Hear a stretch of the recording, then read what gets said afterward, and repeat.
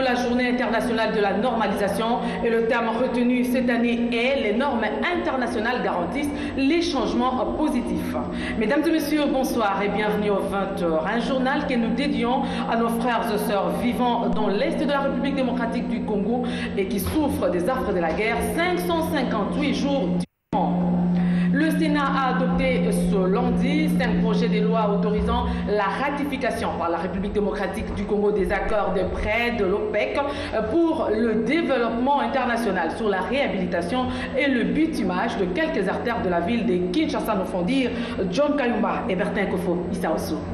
La RDC a conclu des accords en 2012 pour un certain nombre de projets. C'est le cas des 5 projets dont les textes ont été soumis au Parlement pour autoriser la ratification. L'Assemblée plénière du Sénat les a adoptés ce lundi. Il s'agit des lois autorisant la ratification des accords de prêt de l'OPEC, de la charte de la renaissance culturelle africaine, ainsi que de l'accord institutionnel sur les cafés. Parmi les projets, la réhabilitation et le bitumage du réseau routier de la ville de Kinshasa et le développement de la riziculture des Massina. La réhabilitation du réseau routier de la ville de Kinshasa englobe, entre autres, les tronçons Ngaba-Biangala, la chaussée Kimwenza, l'avenue Croix-Rouge et la route Kinsenso et Bianda. Restons au Sénat pour vous parler de la séance de travail entre le président du Sénat de la République démocratique du Congo et son homologue rwandais. En tout cas, les deux hommes ont exprimé la volonté d'aider les deux exécutifs à travers la diplomatie parlementaire. Encore une fois, Bertin Kofo Issaoso. En visite d'amitié en RDC, le président du Sénat rwandais a été présenté à l'Assemblée plénière du Sénat ce lundi par son homologue congolais. Une occasion pour Léon Kengo-Adondo de souligner le rôle du Parlement d'accompagner les efforts de rapprochement des deux exécutifs à travers la diplomatie parlementaire.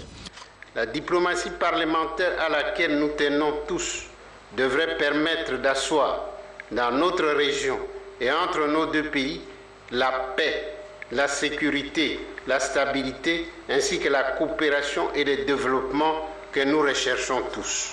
Les deux présidents se sont ensuite retirés pour une séance de travail.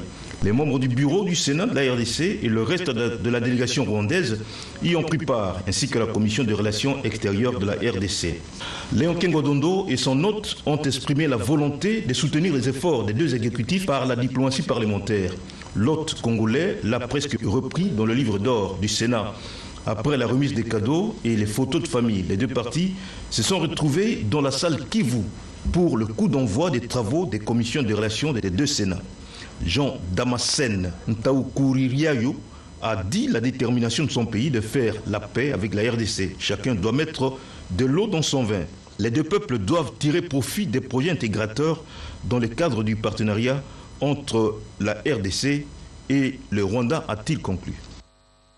Entrevue avec Léon Kengo-Adondo terminée, la délégation rwandaise a frappé à la porte du président de la Chambre basse du Parlement. Les invités des Aubin Minapo plaident en faveur de la redynamisation des activités de la CPGL pour la paix durable dans la sous-région. Pour cette Mambakabal, Élisée Mawete et Sido Kidiambo ont signé ce reportage.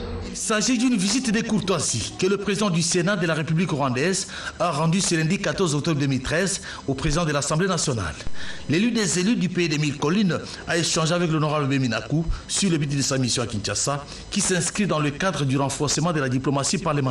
Nous avons échangé par rapport à la vie de nos deux pays, de la République démocratique du Congo et le Rwanda, et le rôle que les deux parlements puissent jouer pour que tous les mécanismes qui ont été mis en place, que ce soit à Kampala, que ce soit à Addis Abeba, puissent donner des résultats par rapport à la paix, à la stabilité, à la sécurité de la République démocratique du Congo et du Rwanda.